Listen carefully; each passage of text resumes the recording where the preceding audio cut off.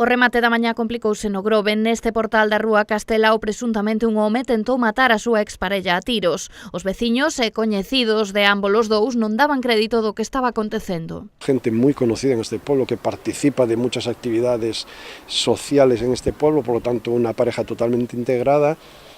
Y esto un poco también nos genera una cierta sorpresa, ¿no? Pero bueno, en cualquier caso también es una primera conclusión de decir, bueno, pues esto es que ocurre en cualquier momento e en cualquier familia. Tereime de quen era. Eu é unha familia que conozco desde hai moitos anos, porque temos as nosas fillas son da mesma idade, son amigas desde pequeniñas, celebrábamos os cumpleanos xuntos, bueno, estaban xuntas no colexio e tiñamos moito trato. Ela ademais traballou nunha zapatería aquí no Grove, o Zapatazo, é moi coñecida polos veciños do Grove, porque aparte era unha muller moi sociable e moi faladora e lévase ben con todo o mundo.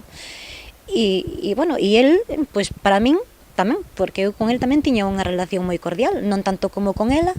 Diferentes testemunhas aseguraron que a propia vítima pediu auxilio polo aventado piso no que ambos se atopaban no momento do presunto ataque. A partir desa petición de auxilio despregouse un importante dispositivo policial que sacou a muller da vivenda a través da ventá debido ás continuas ameazas do agresor. A muller recibiu un disparo na mandíbula e tamén estaba ferida no pescozo e na cabeza, aínda que non se teme pola súa vida, tal e como asegurou o alcalde da vila. Me informan que aunque la mujer estaba herida por arma de fuego, parece ser, con toda la cautela del mundo, de que no corre peligro, e el hombre tamén está vivo. Posteriormente, o home encerrouse nunha das habitacións da vivenda e escoitáronse 2 disparos máis. Saíu da vivenda malferido, pero con vida, e foi trasladado ao hospital de Montecelo. Y en principio, aunque no sé el pronóstico, sí más de la mujer, porque la mujer ya fue trasladada hace una hora y para nosotros es la buena noticia.